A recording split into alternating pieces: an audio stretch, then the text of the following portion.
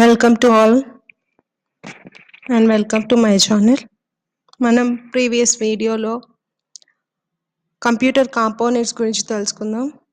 అంటే input devices, central processing unit, nothing but processor, output devices and memory unit గురించి తెలుసుకుందాం. ఇప్పుడు ఈ వీడియోలో మనం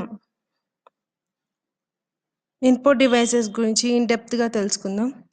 ఇన్పుట్ డివైస్ అంటే ఏంది, మనం దేని ద్వారా అయితే ఇన్పుట్ ఇస్తామో ఆ డివైజెస్ని ఇన్పుట్ డివైజెస్ అంటారు.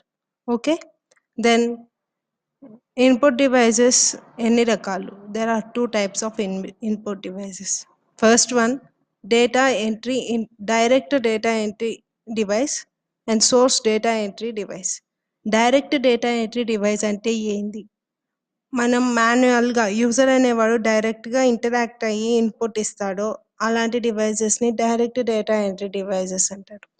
Source data entry devices.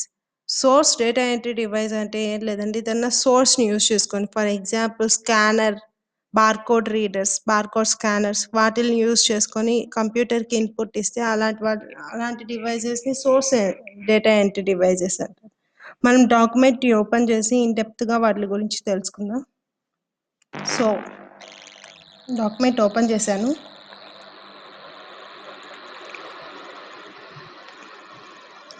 Input devices. Okay, the devices which is used to give the input to the computer is known as input devices. For example, keyboard, mouse, touch screen. Example ga చెప్పానండి. Functions of input devices. The devices mainly perform two functions. మనం functions గురించి చెప్పుకునే ముందు ఇంకొక విషయం చెప్పుకోవాలండి.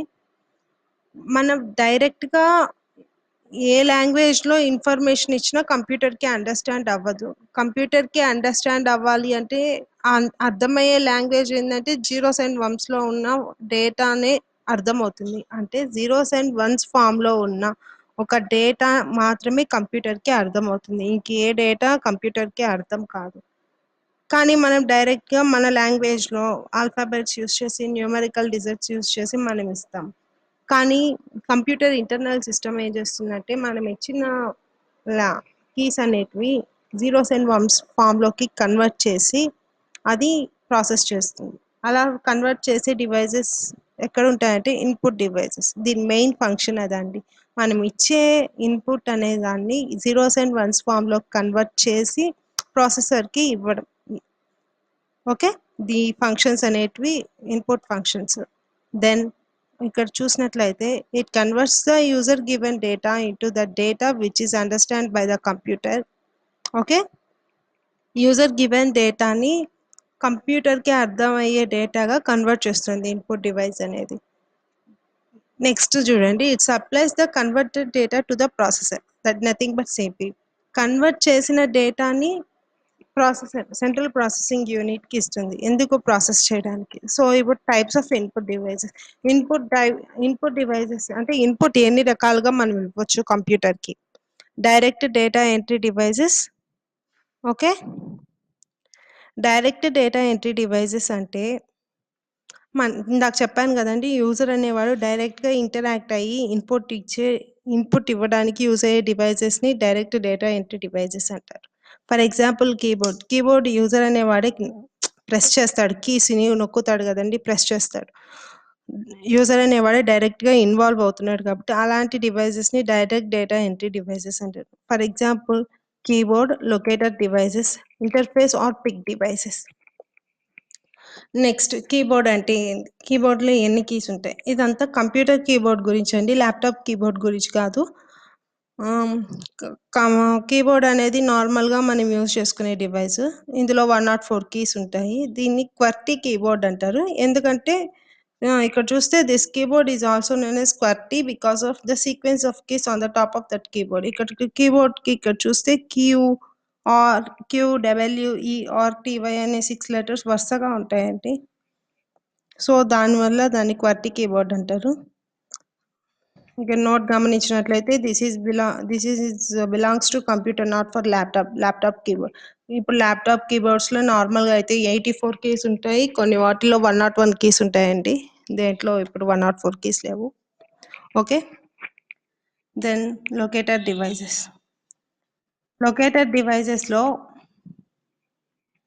అది locator devices అంటే ఏందో తెలుసుకుందాం ఫస్ట్. అంటే ఇప్పుడు కంప్యూటర్లో కర్సర్ అనేది ఉంటుంది కదండి, ఇది కర్సర్ కదండి. ఈ కర్సర్ మూమెంట్ కోసం యూస్ చేసే డివైజెస్ని, ఆ నావిగేషన్ కోసం యూస్ చేసే డివైజెస్ని లొకేటర్ డివైజెస్ అంటారు. ఓకే, దెన్ ఆ లొకేటర్ డివైజెస్లో ఫస్ట్ వన్ అందరికి తెలిసింది ఏంటంటే మౌస్. మౌస్ని కర్సర్ నావిగేషన్ కోసం నార్మల్గా కామన్గా యూజ్ చేసే లొకేటర్ డివైస్ ఏంటంటే మౌస్. ఇప్పుడు ఆ మౌసెస్లో 2 టైప్స్ ఉన్నాయి, physical mouse, laser and optical mouse. The physical mouse works on the principle of the movement of the ball. Okay, ఈ physical mouse movement of the ball ఉంది కదండి, ball మూమెంట్ని use చేసి అంటే ఆ ప్రిన్సిపల్ మీద వర్క్ అవుతుంది. ఈ లేజర్ మౌస్ వచ్చి light signals. The laser and optical mouse works on the principle of light signals. Okay, then it is a moment of track ball గురించి తెలుసుకుందాం. ట్రాక్ బాల్ మౌస్ లాంటి ఫంక్షన్స్ని పర్ఫామ్ చేస్తుంది, similar functions like mouse, but దీనికి మౌస్కి difference ఏంటంటే mouse అనేది 2 dimensional, but track ball అనేది 3 డైమెన్షనల్. చూడండి, 3 dimensional track balls are available that allow the movement not only the traditional left or right or forward or backward movement, but also the up and down as well.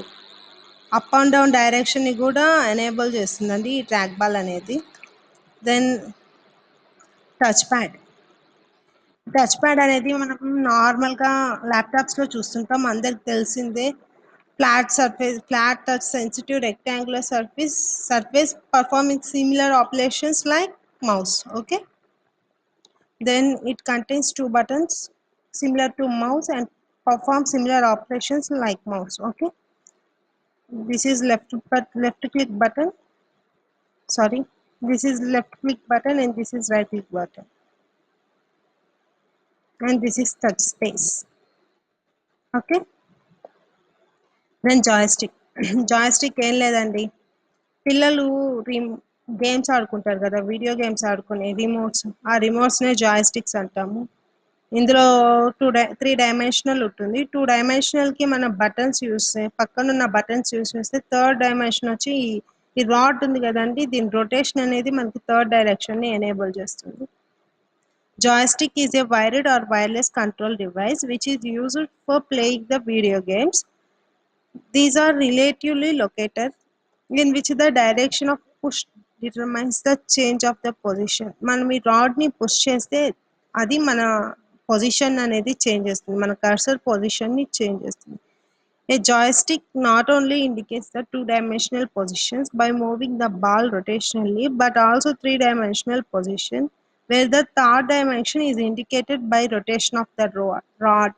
Okay, చూడండి, gaming software, flight simulators etcetera ఇలాంటి వాటిల్లో జాయ్స్టిక్స్ని use చేస్తామండి. Interface or pick devices. Interface or pick devices అంటే మనం ఏదన్నా ఒక ఆబ్జెక్ట్ని సెలెక్ట్ చేసుకోవడానికి మూమెంట్ కోసం కర్సర్ని యూజ్ చేస్తున్నాం, కర్సర్ మూమెంట్ కోసం మౌస్ని యూజ్ చేస్తున్నాం, ఒక ఆబ్జెక్ట్ని ఒక ఫైల్ని సెలెక్ట్ చేసుకోవాలంటే ఈ పిక్ డివైజెస్ని యూజ్ చేస్తాం. Okay, for example light pens అంటే జస్ట్ లైక్ ఏ మౌస్ అండి, మౌస్ లాగే దానికి ఒక వైర్ ఉంటుంది, నేను మీకు డయాగ్రామ్ చూపిస్తాను. మౌస్ లాగే చూడండి, ఇది లైట్ పెన్, మౌస్ లాగే దానికి వైర్ ఉంటుంది, దీన్ని ల్యాప్టాప్కి సిస్టమ్కి కనెక్ట్ చేసేసి ఈ పెన్ యూజ్ చేసి, ఈ లైట్ పెన్ యూజ్ చేసి మనం ఏదైనా ఫైల్స్ని కానీ ఒక ఆబ్జెక్ట్ని టచ్ చేస్తే, object is nothing but a file or image or audio or a video. Okay, and icon. Okay, ఆబ్జెక్ట్ని టచ్ చేసినట్లయితే anything that is seen on our computer. Okay, దాన్ని టచ్ చేసినట్లయితే అది ఓపెన్ అవుతుంది, that is nothing but a light pen. అలా కూడా మనం input ఇవ్వచ్చు. టచ్ స్క్రీన్ అంటే మన అందరికి తెలిసిందే, touch screen is nothing but డైరెక్ట్గా మ్యాన్ అనేవాడు, యూజర్ అనేవాడు ఇంటరాక్ట్ అయ్యి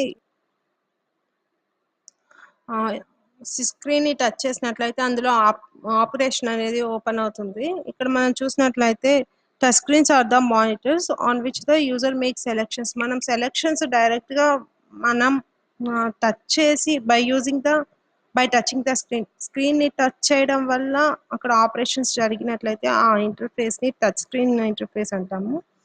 దెన్ అదొక type of input. Then source data entry devices అంటే దీని గురించి చెప్పుకోవడానికి పెద్ద ఏం లేదు.